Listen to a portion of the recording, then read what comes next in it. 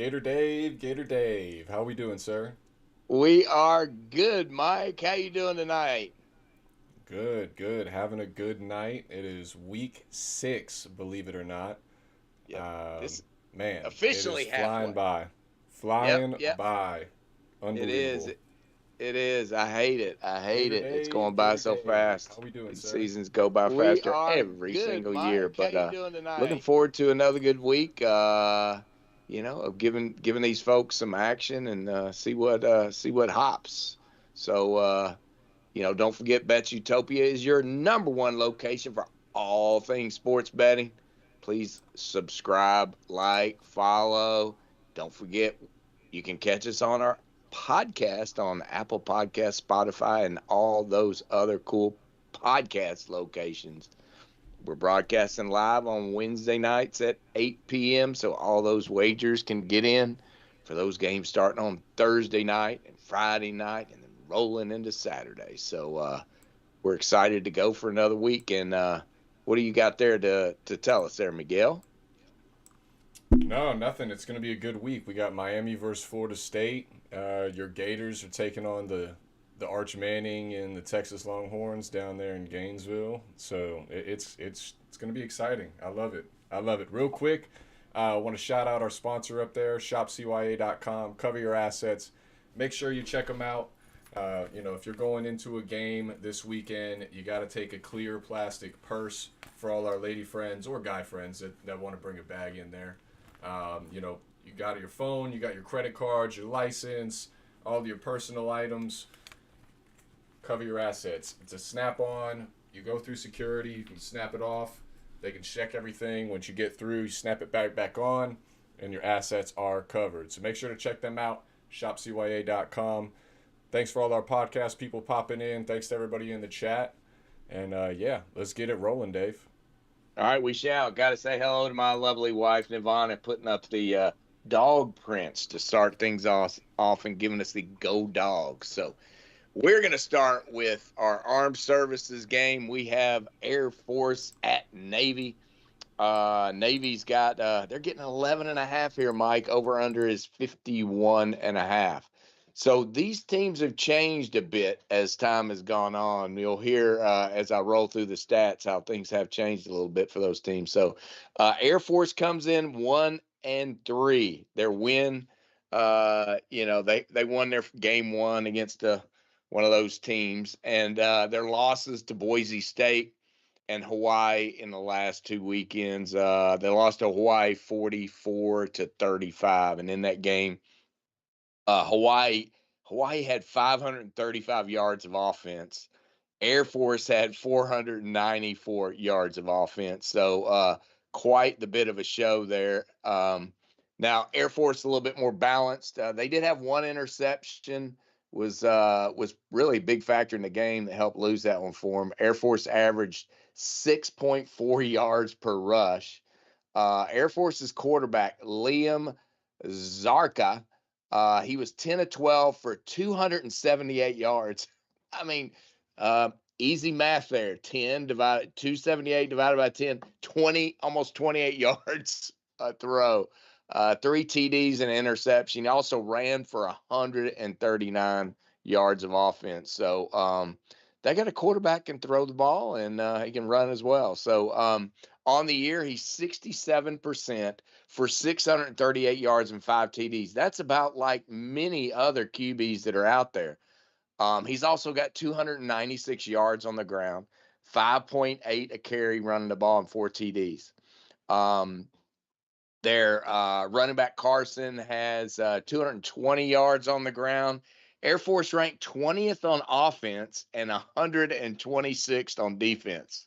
You'll see where I'm going with all this, Mike. So Air Force is 1-3 against the spread, and oh, by the way, 4 of their 4 games went over the spread, averaging 76 points. Navy, you thought Air Force was Navy is 4-0. Big win over Rice last week, 21-13. In that game, they had 455 yards of offense. Rice put up 234. They had 283 on the ground. They did have 10 penalties for 85 yards, kind of set things back a little bit. Blake Horvath is the quarterback again this year. Does quite well. He was 8 of 13 for 172. Not too shabby. That's about 12, 14 yards a pass. He did have an interception. He ran for 110 yards and 2 TDs. Their running back, Texa, 104 yards, averaged 9 yards per carry. So Horvath on the year, 68%, 500 yards, 3 TDs, 3 interceptions, 355 on the ground. So as you can see, these quarterbacks are a little bit more high-powered than these teams were in the past. Navy ranked 15th on offense, 29th on defense. Navy's 2-2 against the spread. And oh, by the way, 3 or 4 games have gone over the spread, averaging 55 points. Mike, give me the over 51.5 in this game. And I'm calling the first Gator Day lock. Well, Gator Dave, you're breaking rule number 1. And that's you go with the under when these military schools are playing each other. It ain't going to happen, brother. Throw your numbers out the window for all your stats because I got history on my side, all right? Since 2004, the under is 15-5. These teams have played every year since 1972. This is a hard-nosed game. I'm telling you, take the under. Under 51.5. Short and sweet. Military teams, take the under. Head-to-head, off rip. Let's go. Double the money. Double the money. This is not about history. This is the now. This is over 51.5. All right, Mike. Let's go to the next one. FIU at UConn. UConn favored in this game by the notorious 7.5, which scares me. Over under 55.5. FIU rolls in at 2-2 on the year, wins over Bethune-Cookman and Florida Atlantic. Lost to Penn State 34-0. Lost to Delaware 38-16 last week. So I think we need to be looking at Delaware. So as I did some research here, rather interesting team. They're doing quite well. In that game, the yards were almost identical. However, 358 to 363. Delaware 24 first downs to FIU's 14. Quarterback Kean Jenkins 23 of 40 of 34 and a TD. Owens ran for 74 yards on the day. So on the year, Jenkins is 62%, 700 yards, 2 TDs, 3 INTs. Perry's run for 396, 6.6 average, and 4 TDs. The offense ranks 77th, defense ranked 101. They are 3-1 against the spread and over in 3 of their 4 last games. So UConn on the year is 3-2. Losses to Syracuse in overtime and to Delaware as well at Delaware. If we look at the 2 games, I kind of decided to go with the Delaware game so these folks can kind of look at the numbers. In the Delaware loss, total yards identical, 521 to 512. The quarterback for UConn, Fagnano, was 28 of 38 for 346 and 2 TDs. Fagnano, I got to that. So, Italiano, Fagnano. The running back, Cam Edwards. Ran for 116 yards.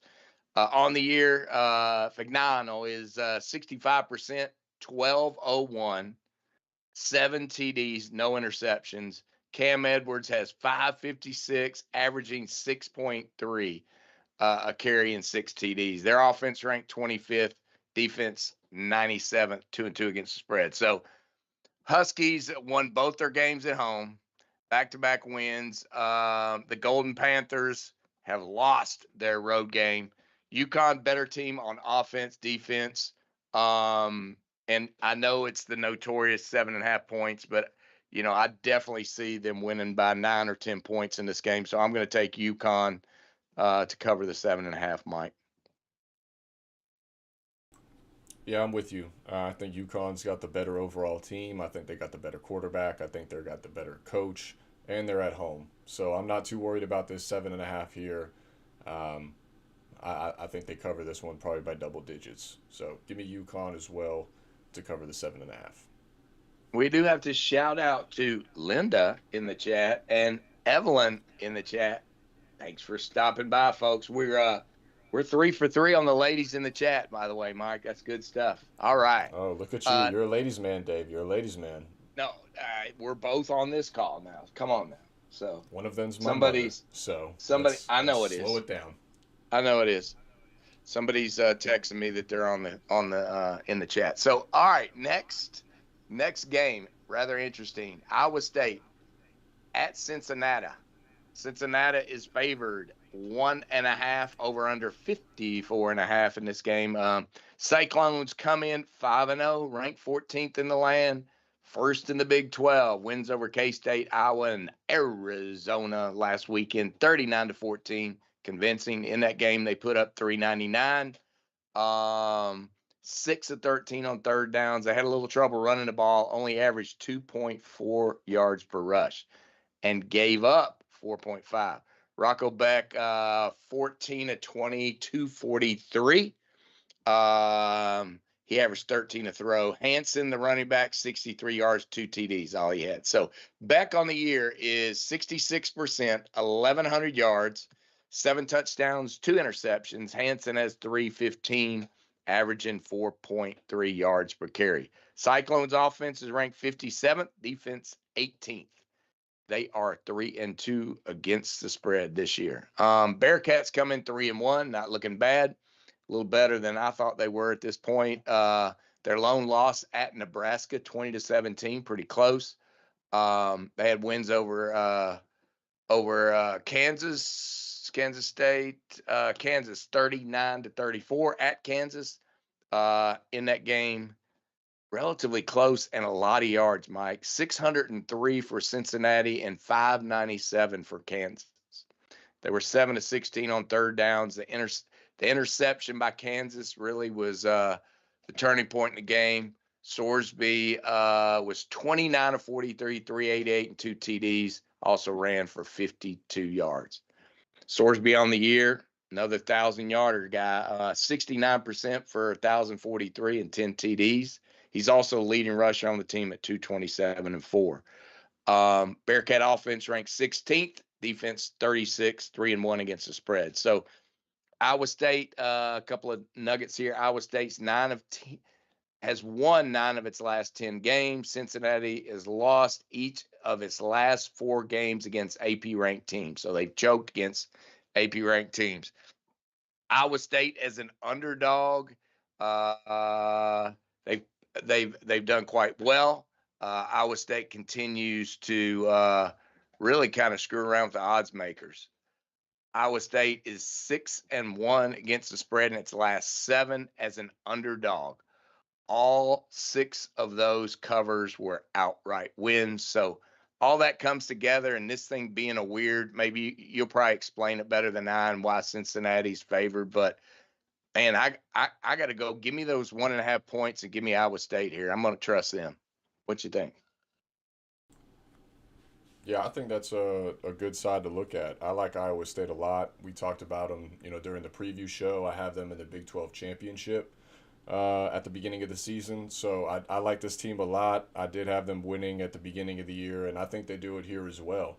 If you look at these two teams, I just trust the Iowa State coaching staff. I trust the offense and the quarterback more so than I do Sorsby.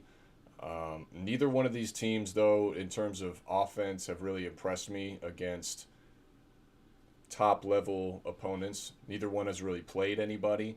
But the teams that they have played that are, Power 4, they just really haven't put up too many points. And so I'm on the under here. These teams, this is the 3rd year in a row that these teams have played. Last 2 meetings went under the total as well.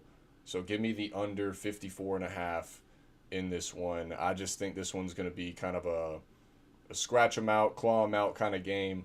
But to Dave's point on the Iowa State play, Cincinnati's head coach, Scott Satterfield, he's played 14 games as a coach against top 25 teams. He is just 2-12 in those games. So he's got one here. I like your pick at Iowa State, but I'm going to go with the under 54.5. All right. Good call. Good call. All right. Welcome spreads cover to the chat. Loving on UConn. All right. So next Yes, I'm game on. I'm on the under, Evelyn. Surprise, surprise.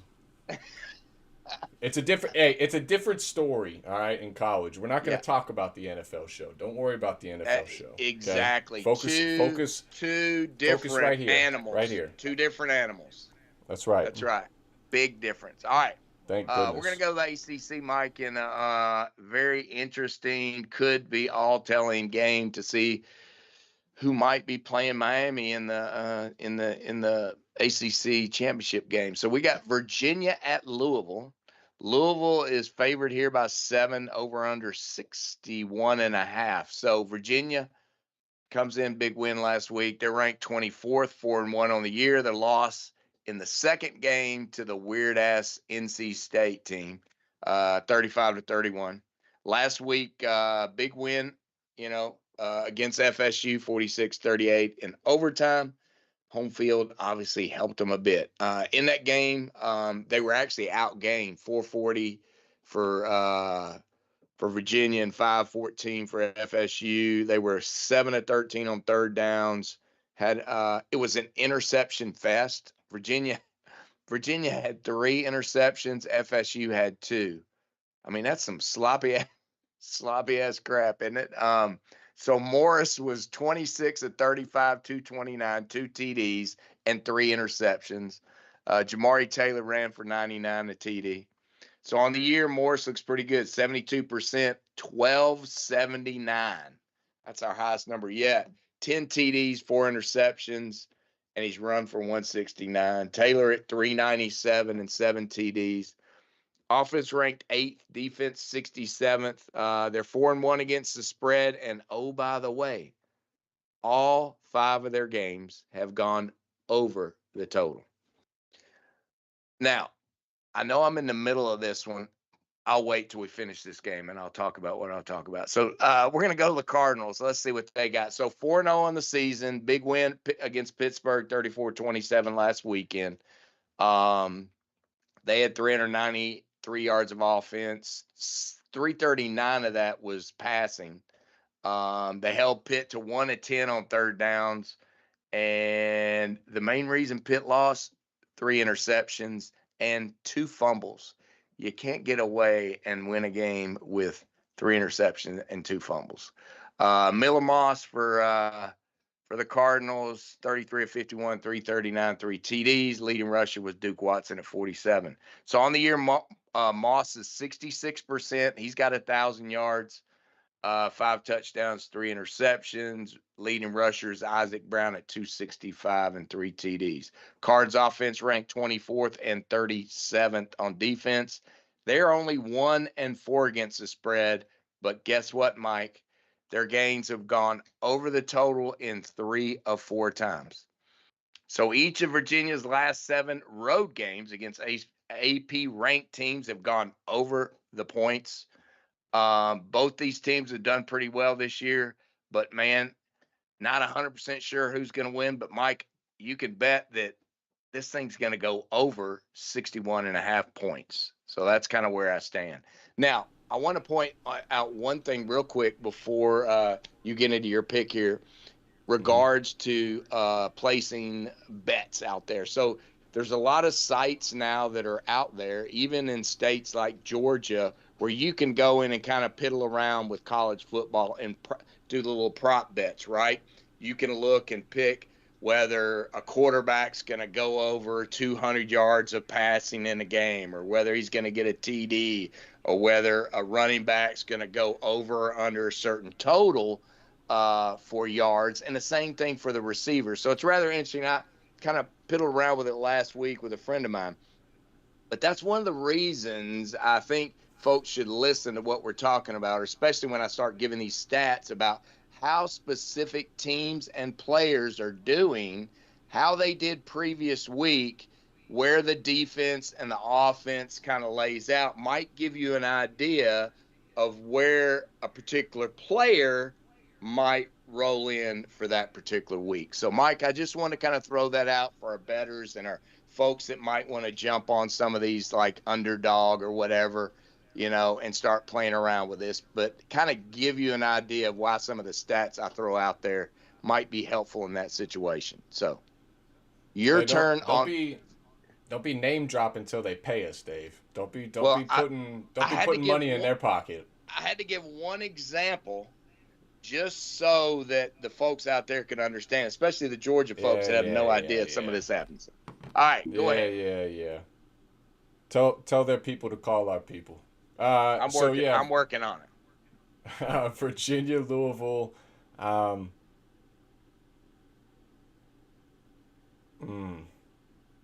don't like it. I don't like it at all. But I'm going to go Louisville minus the 7. Louisville has struggled to cover the spread as a favorite this year. I believe they're 0-3 or 1-3 after last week against the spread. So they've really struggled, but they're going to be at home. They kind of came back last week. They should not have won that game at all last week against Pittsburgh. It was insane.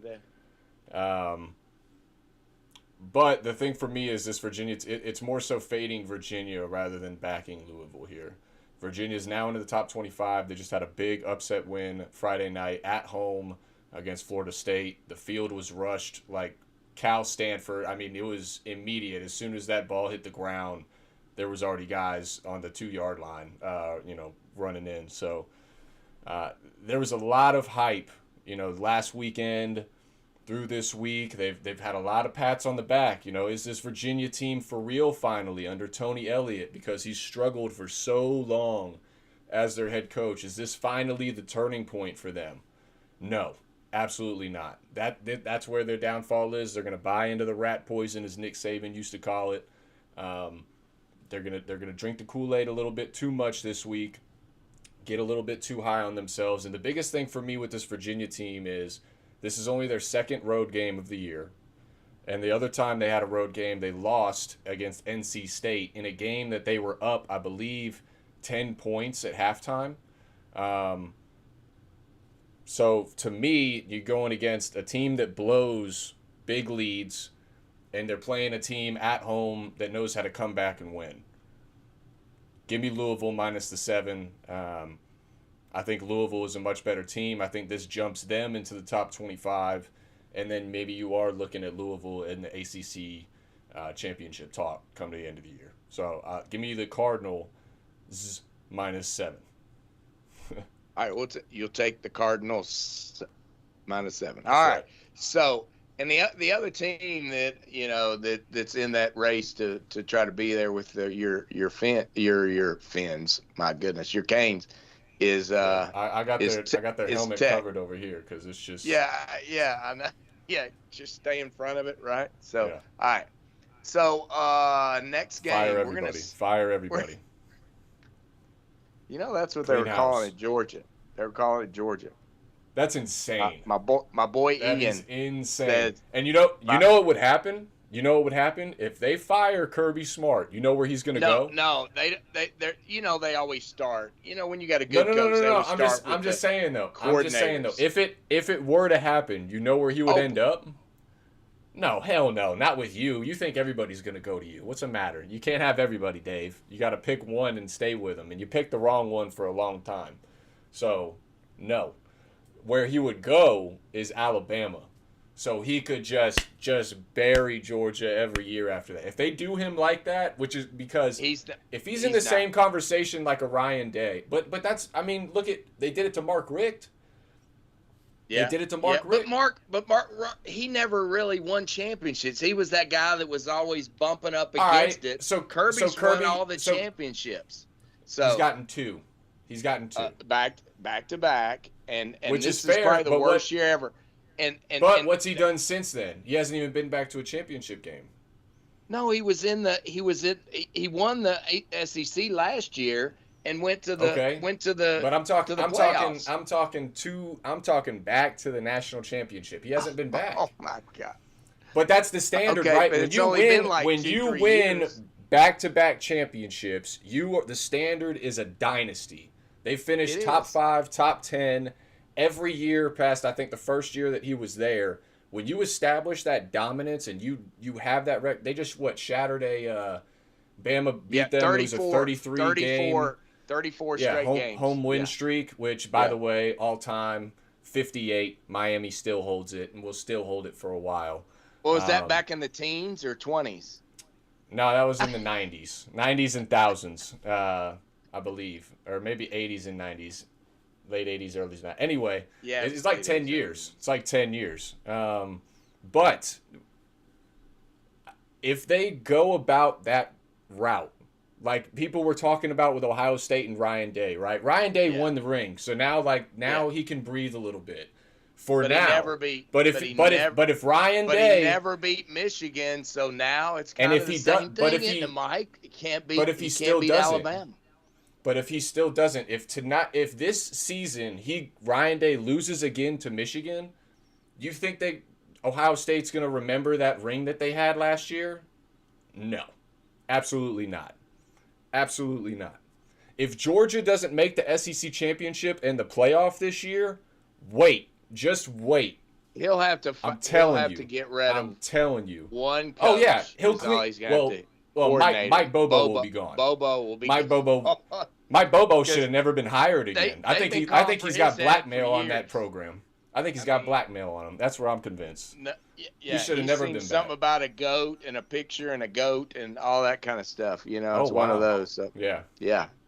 So, all right. And Nirvana wanted to know we were going to talk about Georgia. Yeah, we did, hon. All right. Oh, we're not even there. Just wait till we get to the game. Just wait till we get to the game. All right, next game. We got to get back on track. Next game, we are Duke at California, so they're flying way out there to California, Mike. Duke's favored by 3. How can they be when they're flying all the way to California? Over-under is 56.5.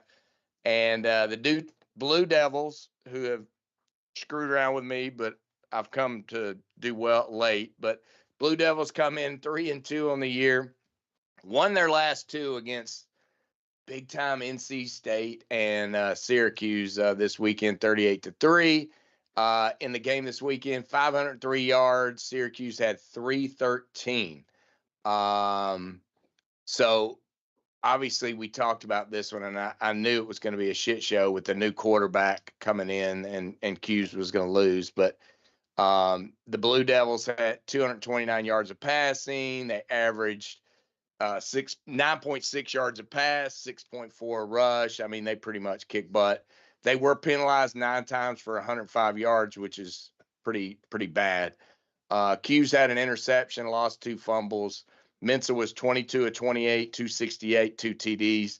Nate Shepard, 169 yards of rushing and 2 TDs. So pretty good day for them. On the year, Mensah's at 69%, 1573, and 13 TDs.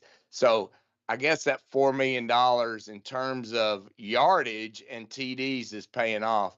Don't know if the team's that well, but it is what it is. He's earning his money. Shepard has 358 yards, 2 TDs. Anderson, 235, 4 TDs. The Duke offense is ranked 44th and the defense 86. Duke's 2-3 against the spread and over in 4 of their 5 last games. The Bears come in 4-1. They lost to San Diego State 34-0, which is kind of weird. They did beat Boston College 28-24 last weekend, but BC's having its own issues. In that game, they had 372 yards of offense, but they gave up 375 to BC, so their defense ain't rolling too well. Both teams heavily penalized, sloppy game. The freshman quarterback, Sagapalutele, was 22 of 34 for 254 yards and 2 TDs and 1 interception. On the year, he is 62%, not going again, at 1242 and 8 TDs, 4 interceptions. Their running back, Raphael from the Ninja Turtles, he's 347 and 2 TDs. The Bears are ranked 88th on offense and 34th on defense. 3-2 against the spread, and the games have gone under 4 or 5 times. Duke's won 2 straight in ACC, combined 83 points. Mensah's looking good. I think California's defense not going to cut it with this offense. I think the Blue Devils are too balanced. So give me Duke and the money line here, Mike. I know it's a long way to travel, but I think they can skate through this one. Gator Dave, it is a long way to travel. 2,800 miles to be exact. It's the longest distance that Duke will have to travel all year long. And guess what? I've seen this story all too well from last year when Miami had to make that trip to Cal for that It's in 10:30 Miami, Eastern man. time pickoff. You're right, Duke's worse. So give me California plus the 3 points to get the cover at home, and I think they get the outright. And here's why: Justin Wilcox, the head coach of Cal, sucks. Overall, he is 42-50 going into this year. Overall, as Cal's head coach, okay. He's been there that long. This is his ninth year. All right. He is 3-21 straight up versus top 25 teams. You mentioned them losing to San Diego State 0-34. It was a road game. Awful, right? Well, this one is at home. And when Justin Wilcox is a home underdog, his team is 14-5 against the spread, including an outright victory at home this year against Minnesota. Give me the California Golden Bears to get the cover, and I think the outright win against old Manny Diaz and the Blue Devils in the late nightcap there, Dave. You just hating on your boy Manny. You're hating on him. I know. All right. Let's go. There's a reason he was fired. True that. We're going to go to the Big Ten, Mike. We're going Illinois. My friend Donna Beam Louder is that Illini fan, calling her out on the show. She watches every week. Illinois is favored 9.5 at Purdue. 57.5 is the total. Illini's ranked 22nd in the land. We know they're 4-1. Win over Duke. Got spanked by Indiana. Embarrassed by Indiana. However, they came back and beat USC at the home palace in a close game, 34-32. In that game, they had 502 yards of offense to 490 that they gave up. They were 60% on third downs, 12.3 yards of pass, which is pretty good, 4.9 on the rush. So offense looked pretty good. They did lose 2 fumbles in that game, and USC had an interception on the day. So could have been a little bit better had they not turned the ball over so much. Altmaier was 328 yards, couple of TDs.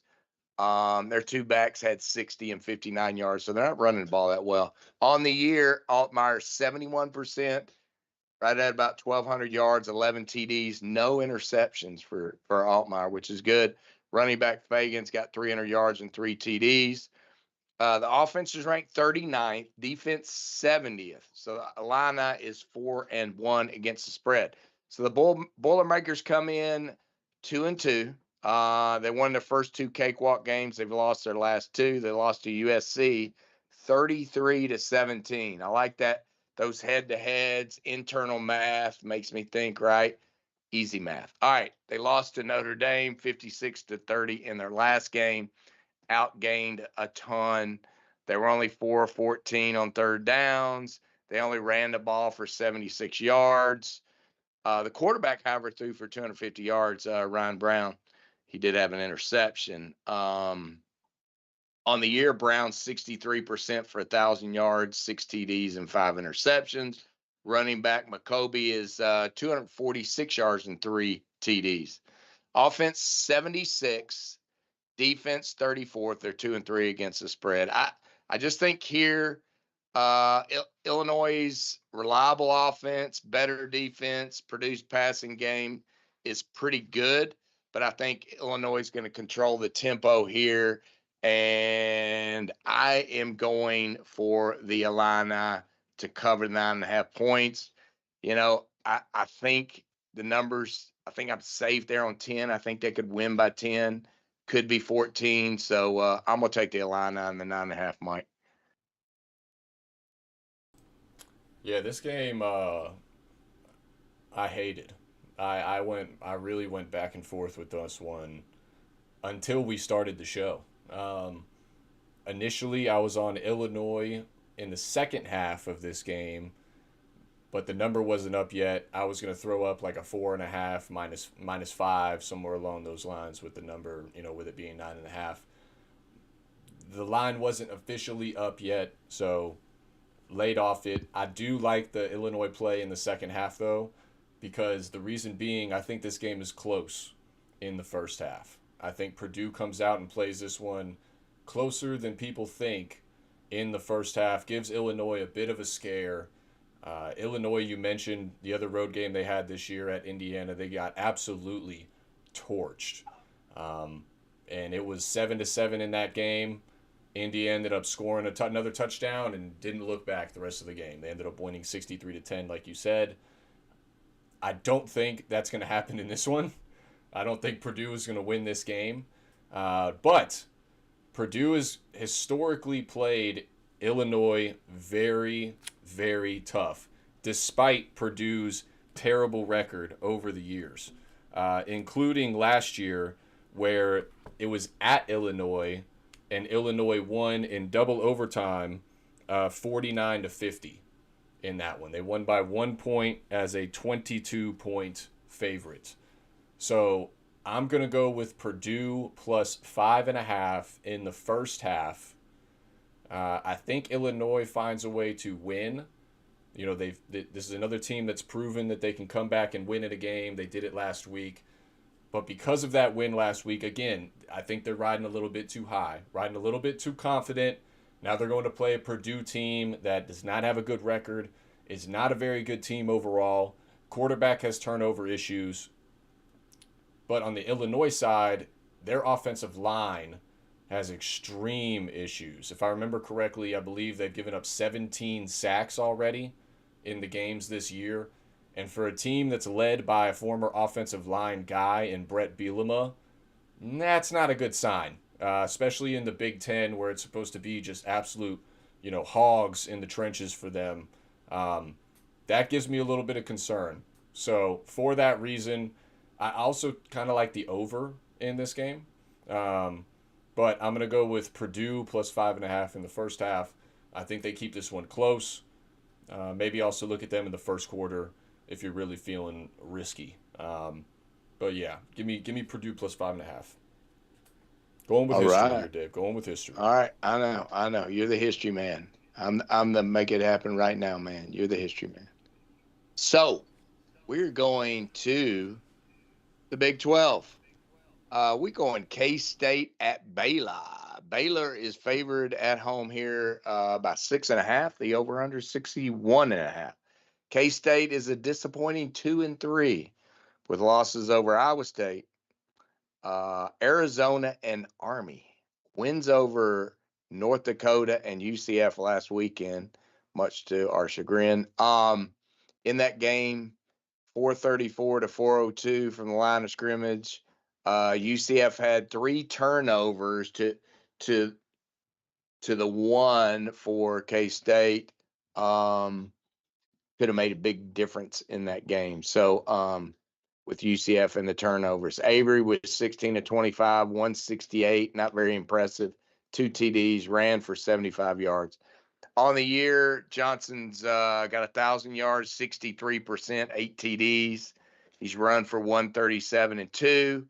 Running back Dylan Edwards has 179 and a TD. K-State's offense ranked 102. Defense 74th.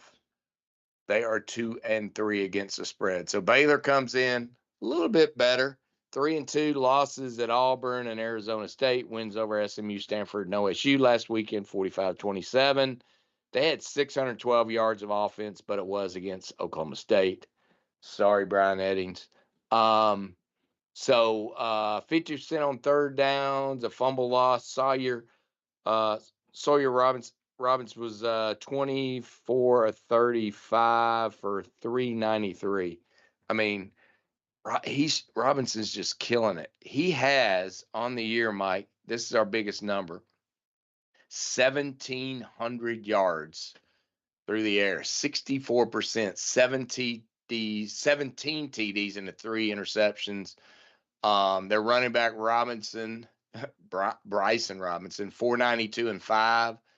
Bears offense ranked 11th, obviously, when you're throwing 1,700 yards, 90th on defense. Baylor, however, is only 1-4 against the spread. They're scoring a lot these days, 42 or more points in their last 3 of 4 outings. I think the home team takes care of this one. I really don't have any confidence whatsoever. As you said last week, but they squeaked it out against UCF. I don't think they can squeak it out against Baylor. So give me Baylor here to win by at least a touchdown and cover the 6.5. Yeah, so at the beginning of the show, I was talking about one rule you don't do is take the over in a military clash of 2 military schools playing each other. Another thing you don't do is you don't take the underdog in a clear situation where they should not be the underdog. And that's what we did last week. We both did it in that UCF Kansas State game, licking our chops, thought it was, easy money. No, not so much. Kansas State actually looked good against that UCF team. However, in this one, I think you're right. I think Baylor does get the cover at home. I like them at the -6.5 here. I still just can't trust this Kansas State team. You just don't know what you're going to get as a whole. Avery Johnson, actually, if you look at his numbers, he hasn't had that too bad of a year. But it's the other pieces around him. One big piece that they've gotten back is their running back, Dylan Edwards. They were without him at the beginning of the year. They got him back over the last 2 games. He made a big impact last week for them in that UCF game. So he's going to be big in this one for them. But I think the difference maker is who you mentioned at quarterback for Baylor, Sawyer Robertson. He's blowing it out the water right now.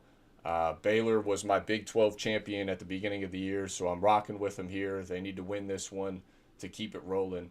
Give me the -6.5. Couple quick notes for you. Kansas State, in their last 7 games over the last 2 years as an away favorite, they're just 1-6 against the spread. In this series between Kansas State and Baylor, the home team in their last 8 meetings is 7-1 against the spread. So both of those trends sort of favor towards the Baylor side. Give me Baylor -6.5 at home. All right. Like it. We're on board there. So headed back to the Big Ten. We're kind of back and forth. All right. So we got Michigan State at Nebraska.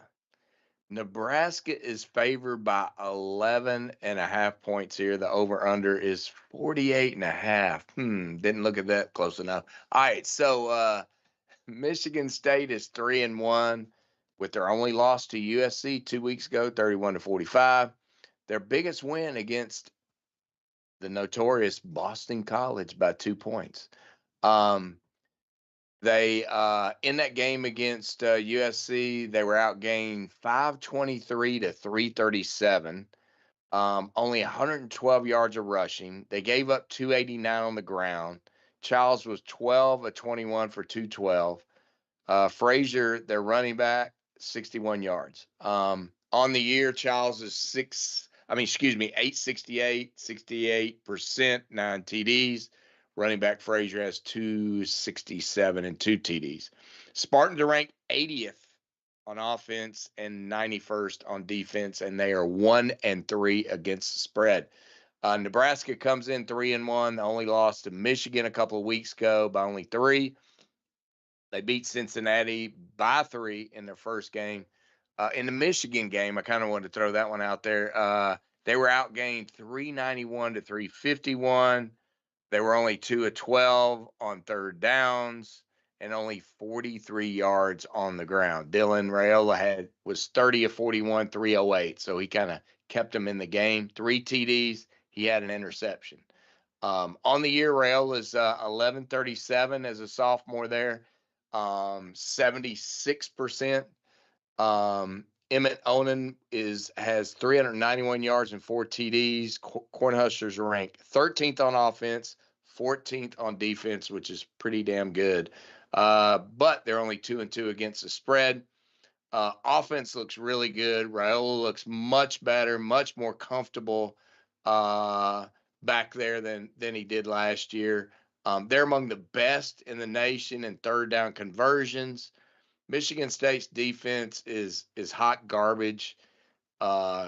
And I know a lot of folks think it's Michigan State's gonna come back here and show something, but I think Nebraska's gonna take care of business and cover.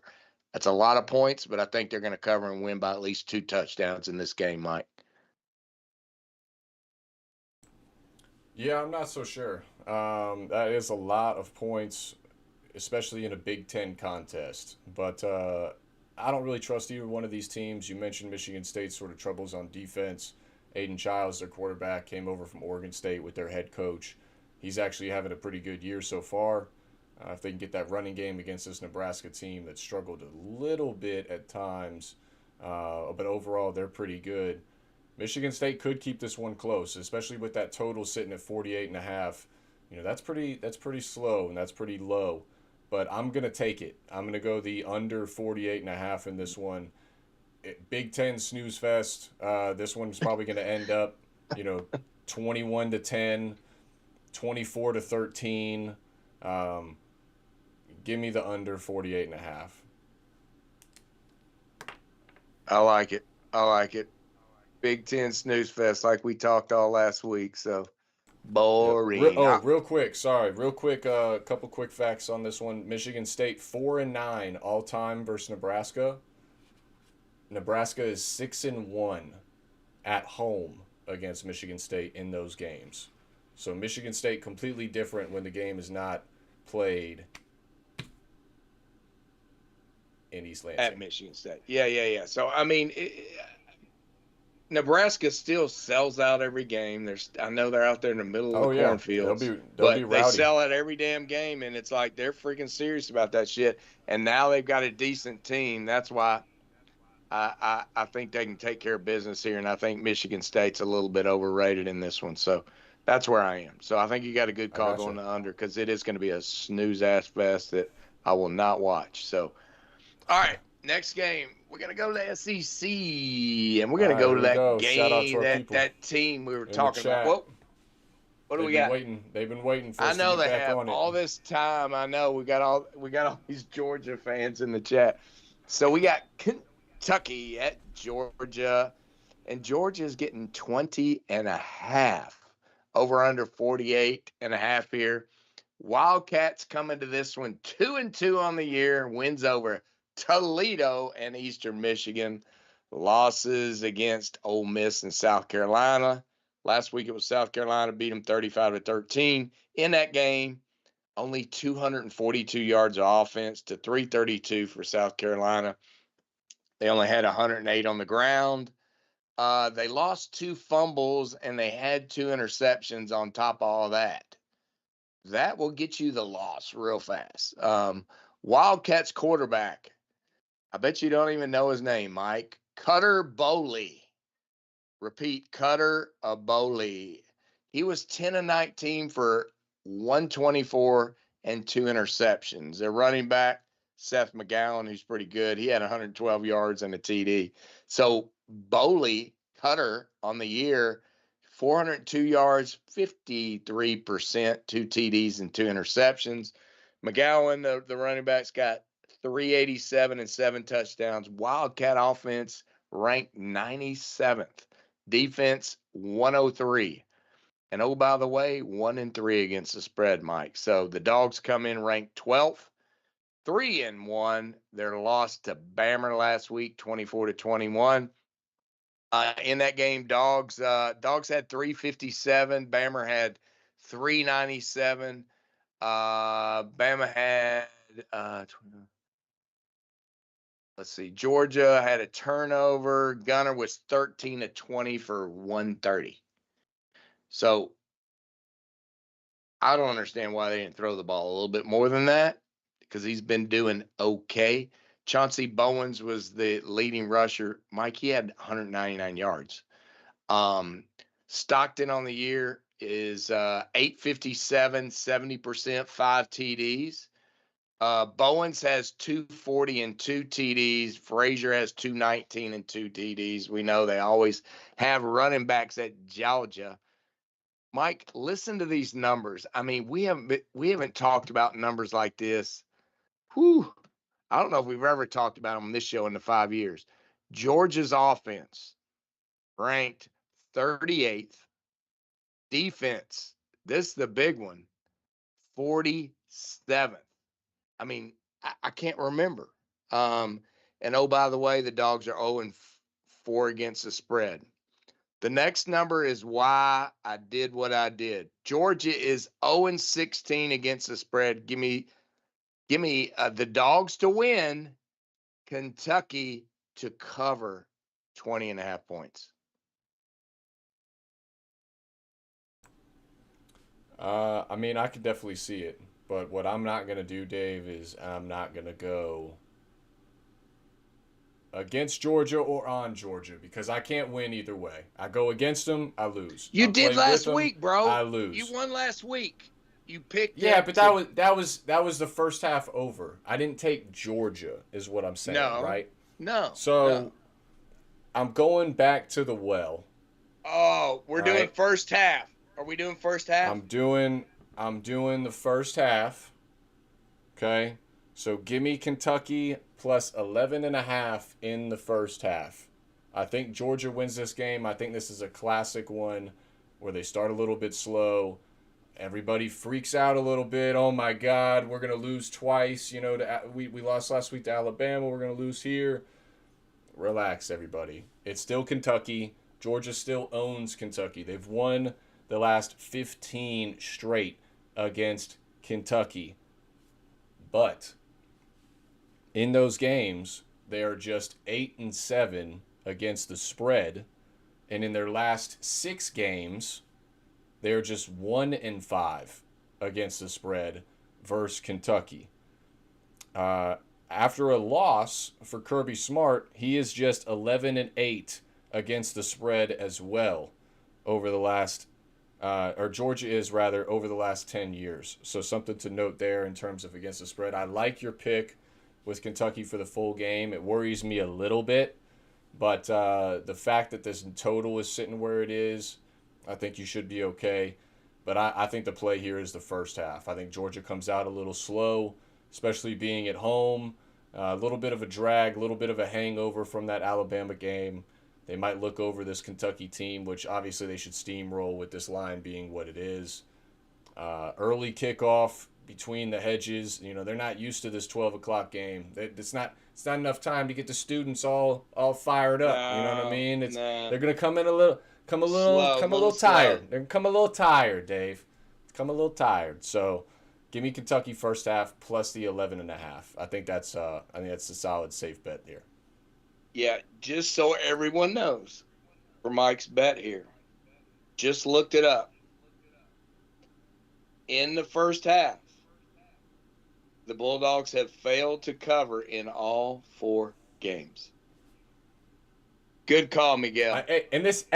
This goes back to last year too. Oh, and last even the year before that.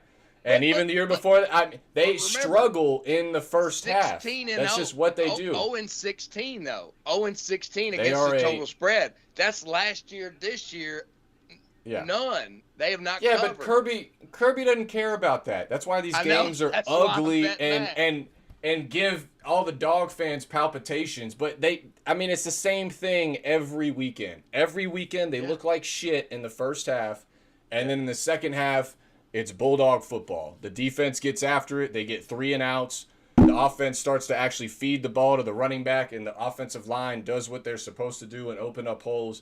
And all of a sudden, Georgia outscores the other team 21-3 in the second half and doesn't even make it the game anymore in the fourth quarter. It happens every week. It's going to happen in this one. Take them in the first half. I'm telling you. Shout out to Evelyn and Navoski and Linda and your wife and everybody else in the chat. That's a Georgia Dog fan. You're going to win this game. But again, palpitations are coming, folks. Just get through it. In the first half, like I tell Nirvana, It's Just a breathe. full Just game. breathe. Stop worrying. It's way too early. Lots of football left. All right, next game. This is one I'm loving here. So we got Vanderbilt at Alabama, and yes, the revenge game for Alabama. Alabama's getting 10.5, Mike. Over under 56.5 in this game.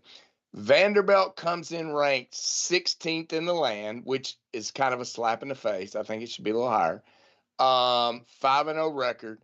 Their big win was against South Carolina, 31-7. They beaten the crap out of everybody else by 20 or more. Last week, 55-35 against Utah State. This year, on the year, Pavia 75%, 12-11 on yards, 9.6 a pass, 13 TDs, 3 interceptions. He's run for 294, averaging 6.1 and 2 TDs. They got 2 running backs with over 200 yards. Alexander at 243, Young at 211.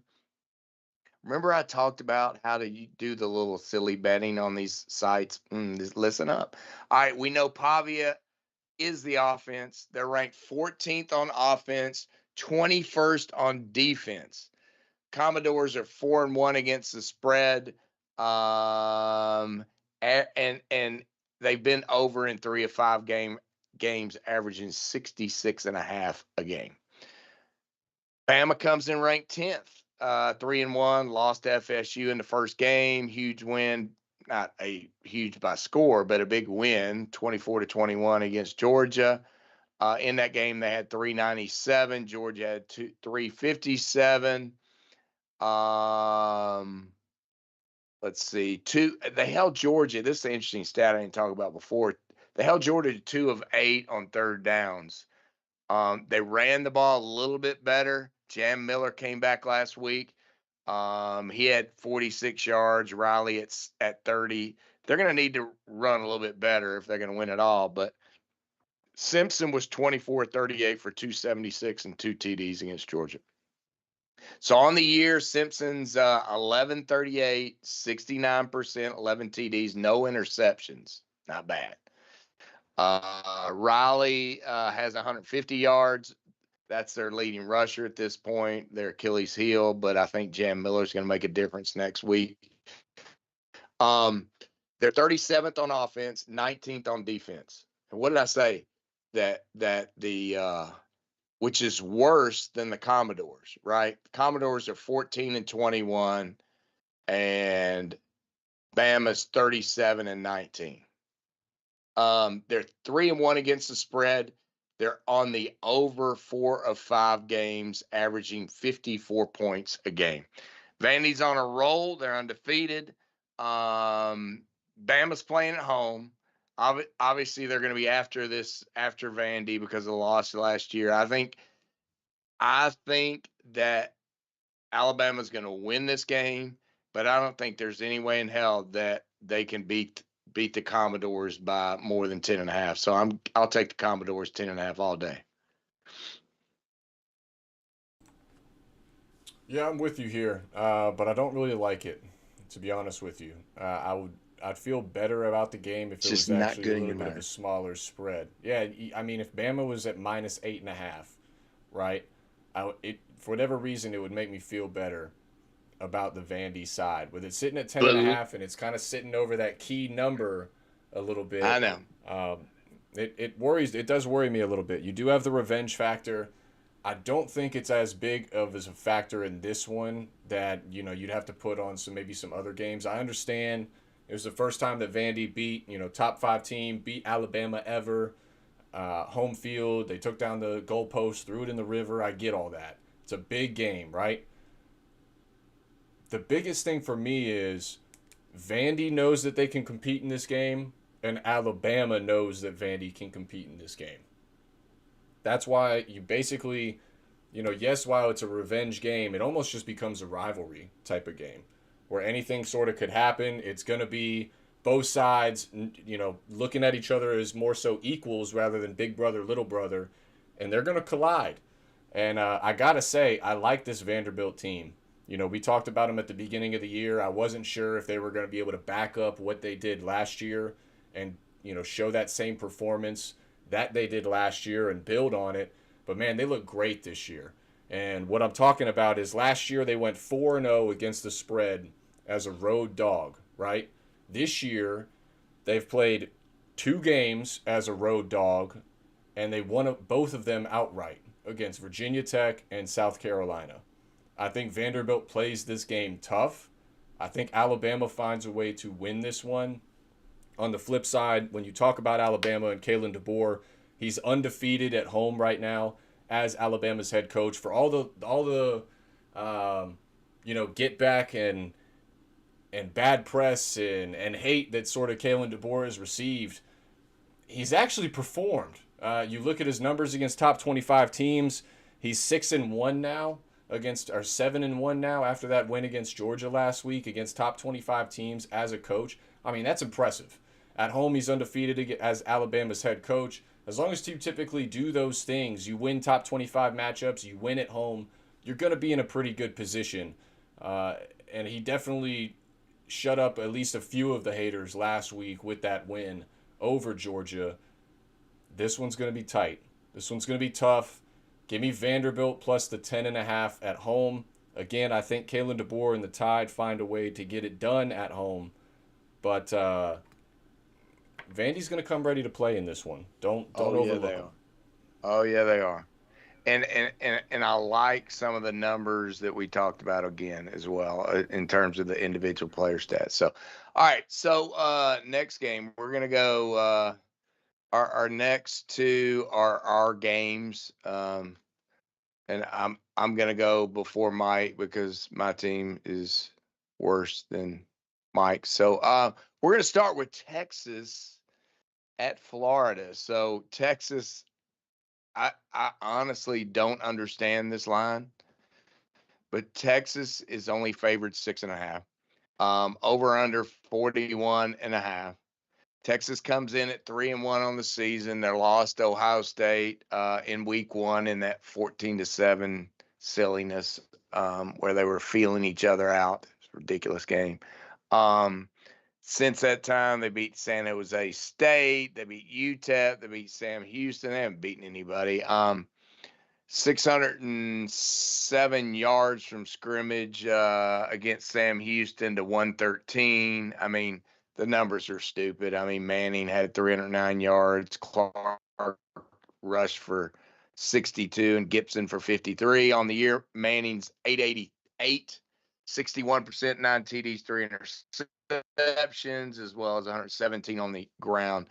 Their leading running backs, Gibson at 155, 4.3 a carry. They're ranked only 55th on offense, but they're ranked 4th on defense. But again, besides Ohio State, they hadn't played anybody. And I think that might be why the line is what it is. So Texas is 3-2 against the spread. And their games have been under in 3 of their 4 games. Gators come in at 1-3, paltry 1-3. Their big win in the first game against the high school team. Since that time, they've lost 3 games. Last week, they lost to the Hurricanes in a butt-ass whooping 26-7. In that game, they only had 141 yards of offense. Our offense is one of the most paltry pieces of crap in college football right now, run by our Sling Blade coach, Billy Napier. Miami has 344 yards in that game. Gators, Gators were 0-13 on third down. Lagway was 12 of 23 for 61 yards. Jaden Ball had 46 yards of rushing. God awful. Hey, they didn't have any turnovers though, Mike. Good job, Gators. On the year, Lagway has 690 yards, 67%, 5 TDs, 6 interceptions. More interceptions than TDs for our 5-star. Jaden Ball has 289 yards on the ground, 5.9 a carry. He's a good kid, doing well. Gators are 98th on the Billy Napier called offense. 24th on defense. They're 2-3 against the spread, 4 of 4 on the under. The favorites covered the spread in 5 of Florida's last 6 games. Texas has won the first half in 15 of its last 16 games against conference opponents. And I know folks think that there's going to be some big push that Billy Napier is going to rally the team and be able to do well in this game, but we're going to lose by 10 points or better. You can bank on it, unfortunately. So give me the Longhorns to cover the 6.5, Mike. You were there last week, you know. I was there, and we should have won that game by 30 points. There was 5 drives that we got to about your 40-yard line, and it was 4th and 5 or less, and we would just punt it instead of going for it. We really could have put y'all away. I think you had less than 100 total yards in the first half. We had like 200. It should have been over a lot sooner than it was, but it wasn't, right? Y'all played into that fourth quarter, and it was a one-score game, and anything could have happened. And the reason that happened is ultimately your defense. While they gave up yardage, they got you off the field. They didn't allow points to get on the board. And I think at home, in this game, it's the biggest game that you're probably going to have at home all year long, right? True. Biggest game in Billy Napier's career. Because if he loses this game, I think, they might give him next week against Texas A&M at Texas A&M. But it's a dead man walking right now down there in Gainesville. Unless he does something drastic like win at home against Texas, win next week at Texas A&M and Kyle Field. I don't know. You win those 2 games right there, I think you're dealing with Billy Napier for another year there, friend. But I think it's the defense that makes the difference on the Florida side as well as the Texas side. And you see the total. It resembles that, sitting at 41.5. That is extremely low. That's Iowa Hawkeye total territory. That's Army-Navy total territory. It's extremely, extremely low. It's going to be a grinded out type of game. It could be a 20-6 type of game where Texas could win. I think the under is a really good play to look at. It's scary, but I think that's something to consider. But I'm going with the Gators. I said it in the offseason. I've said it since like April. The Florida Gators are going to win this game outright against the Texas Longhorns. That was before Arch Manning has looked like he has this year with all the Heisman hype and everything else.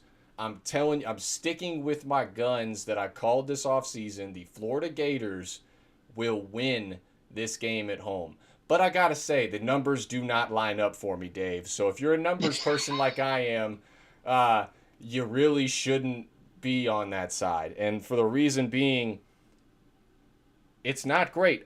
Billy Napier is just 4-16 straight up versus top 25 opponents while at the University of Florida. He is 5-20 all time as a head coach versus top 25 teams. But the really cool thing about this game is it's the first time that the Texas Longhorns are making the trip to Gainesville since 1940, Dave. So they don't know about that humidity. They don't know about that midday sun down there in north central Florida with all the jorts and the rowdiness that they're going to experience down there. It's a lot of denim. It's Texas, but they're not used to them being cut off. Okay, it's a different breed of people down there in Gainesville. I think that's going to be a difference maker. Give me the Gators to cover the 6.5. This is one, though, that I would definitely try to get to 7.5 if you can. It's a much safer, getting above that key number. But it definitely could be double digits. I really think the under is the play, to be fair. But usually when Dave goes against the Gators pull it out and this cover. So that bit of history is also, feeding into it. I'm sticking with the Gators. Sticking with them. They're going to do it. They're going to do it. I'm telling you.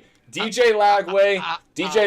It happens because I'm going, obviously. Two touchdowns. Hoping it happens. I'm telling you. DJ Lagway, 3 total touchdowns. Arch Manning gets picked off at least once.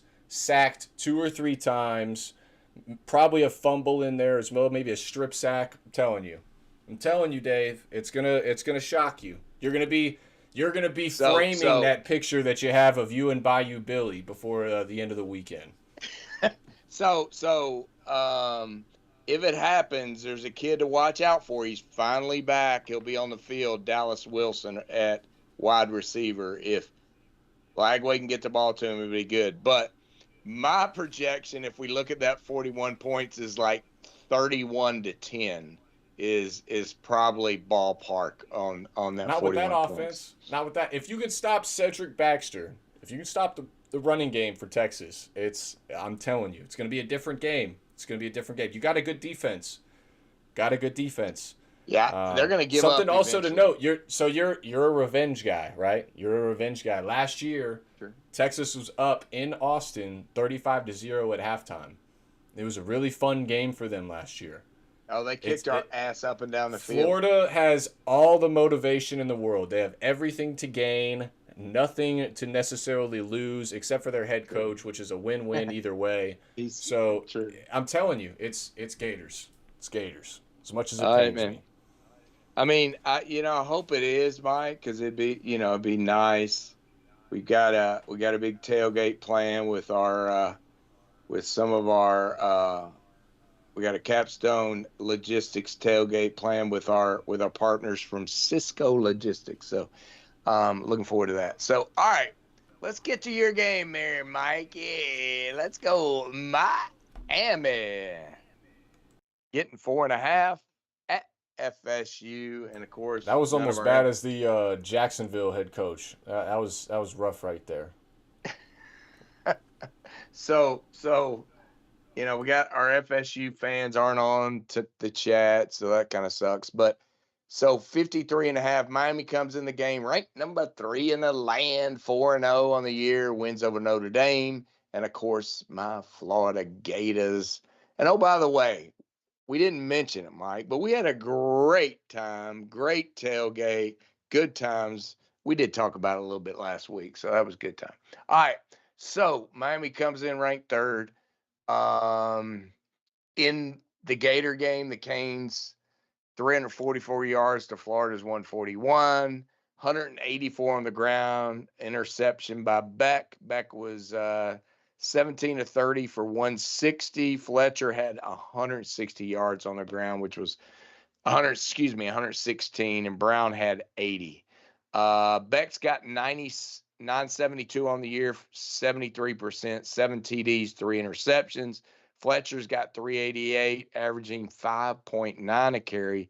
Brown 206, averaging 4.2. The offense is ranked number 32. And surprisingly, Mike, that defense ranked number 9. And oh, by the way, the Canes are 4-0 against the spread. The Seminoles are 3-1, ranked 18th. Big loss last week, against Virginia, right? 46-38 in overtime. In that game, Florida State did outgame Virginia 514 to 440. We talked about that. And all the freaking turnovers, a lost fumble and 2 interceptions. Virginia had 3 interceptions, but Castellanos on the year's got 848, 64%, 4 TDs and 3 interceptions. He's rushed for 217 and 4. Galvin Sawchuck has 234 and 6 TDs. FSU offense, Mike, is number 1 in the country. You're playing the number 1 offense in the country. Defense is number 42, and they are 3-1 against the spread. Miami, much better team in my opinion. I think Miami's going to dominate. Florida State's going to give them a game, but I mean, when we're talking about 4.5 points, I think, when I look at this thing, the Hurricanes they're much more consistent. They're better on offense. They're better on defense. And I think that 4.5 is in a good spot for them to win by 7 points. in this game. So I think Miami's going to win by 7, maybe 10. So that's kind of where I am right now, Mike. What do you think? Yeah, it's going to be a really good game. It's going to be a classic Miami-Florida State matchup, right? Unfortunately, Florida State lost this last week against Virginia. Otherwise, it was going to be a top 10 matchup, maybe even top 5. Had that game gone a different way. But either way, whether these teams are undefeated when they play each other or they haven't won a game all year, each one absolutely plays their heart out for it. I've been blessed to be at multiple matchups between these two teams over the years, especially when I was younger as a kid. And some of my best memories from football games are from these games. The energy is incredible. Most of these players, they played with each other in high school, so it's very familiar. It's a rivalry, but it's almost a rivalry of respect when it's all said and done, at least on the field. So the biggest thing for me is, you mentioned it, it's our defense. Miami's defense has taken leaps and bounds this year compared to what we were last year. You put this defense that we have this year probably with the team last year, and you're maybe looking at a national championship team. That's how bad our defense was last year and how good our offense was. But this year, it's a completely different story. I think it's going to be the difference maker in this one. You mentioned the fact that Florida State has the number 1 offense in the nation. Well, that's great and all, but they haven't really played anybody. They played Alabama, and they played Virginia, and they played, I think, East Tennessee State and like East Texas A&M or some shit at home. And they put up 70 points. Congratulations, Florida State. You put up 70 on a team that was just happy to get paid to play you. I don't think it means much. Not yet. And it's straight bulletin board material for our defense. There's a guy on our defense. His name is Ruben Bain. He's number 4. He's on the defensive line. And there's another guy on the opposite side, number 3, named Akeem Mesidor. Both of these guys are going to be first 3-round draft picks this upcoming year. Ruben Bain might be the number 1 overall draft pick. They are going to light that offensive line up. They're going to cause problems for Tommy Castellanos, the quarterback. Here's the thing with this offense and Tommy Castellanos. He talks a lot of shit, first and foremost. And he started talking this week, just like he did in the offseason about Bama. He mentioned a little bit of what to expect from this Miami team. Again, bulletin board material. Mario Cristobal does a great job with getting his guys prepared and using all of that to sort of fuel the fire. The biggest thing for me in this number 1 offense in the nation, Tommy Castellanos only has 4 passing touchdowns and 3 interceptions on the year. So to me, this whole offense goes, you mentioned it, with the run game. If they are unable to run the football, they're not going to do much. I think Miami's going to be ready for that. I think we load the box. I think we force Castellanos to throw the ball. I think we put a spy on him, limit his ability to scramble. I think it's going to be a really good game. I am not going to take Miami in the spread because, again, I know how these matchups go. It's probably going to be a 3-point game when it's all said and done. Florida State could end up winning this game. Florida State's a good team. So for all said and purposes, yeah, I'll be rooting for Miami, but I'm not going to put my money there. I'm going to put my money behind the under in this one, Gator Dave. The under 53.5. It's gone under in the last 4 matchups between these two teams. I think it does again here. It's going to be a grounded out. I think it's probably going to be like 28-23, and it's going to come down to the final play. Whoever has the ball last, whoever scores last, that's who wins this game usually, and I think it's no different this year. Go Canes all day long, but I think the play is the under. All right. Sounds very interesting, Mike. Very interesting. I do want to make a point before we wrap things up here for sure. So, what the hell are we doing here? Just to be sure, everybody's clear on what's going on. Oh, get it out of your mouth, Dave. Get it out of your mouth. It's repulsive. All right, this is supposed to be a semi-kid friendly show. Okay. Sorry, I had to do it.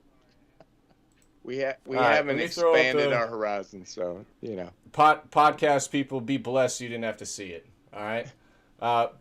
Quick reminder, please like, comment, and subscribe here on the YouTube channel if you haven't already. Give us 5 stars on the podcast. Shout out to Devontae in the chat. If we didn't give you a shout out already, brother, appreciate you for hopping in.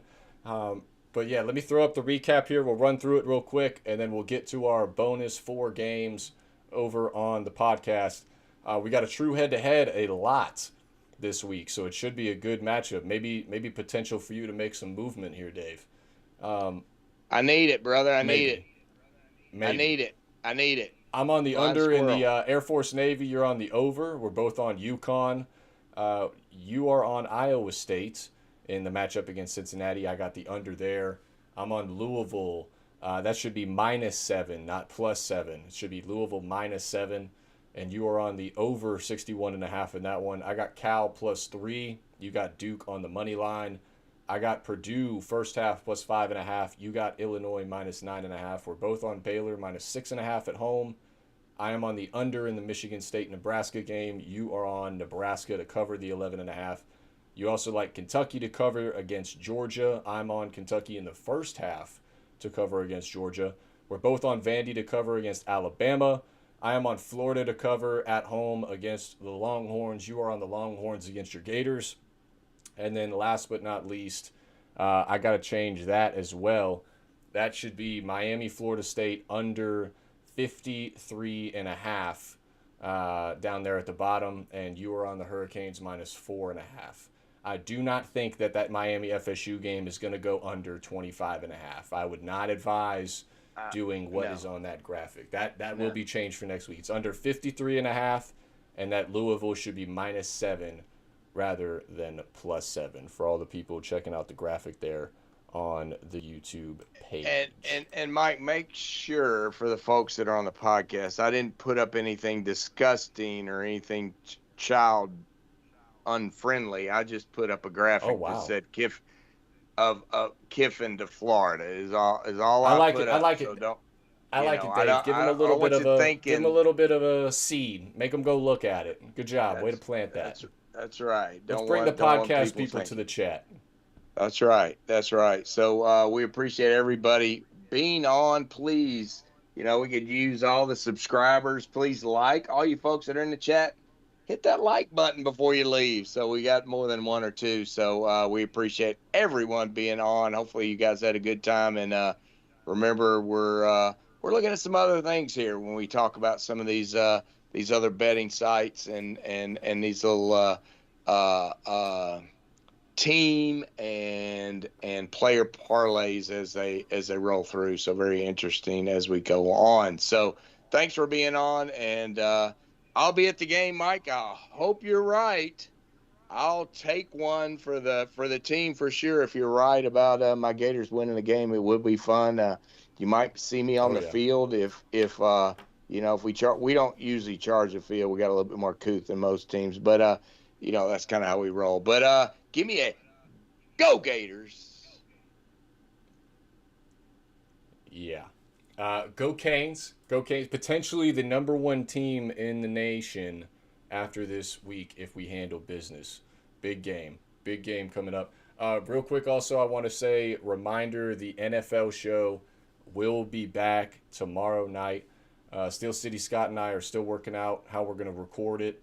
I'm not going to share his news yet. I'm going to wait for him to share it with you and kind of where he's been, because it's exciting. But we're still working on if it's going to be live tomorrow night at 9 p.m.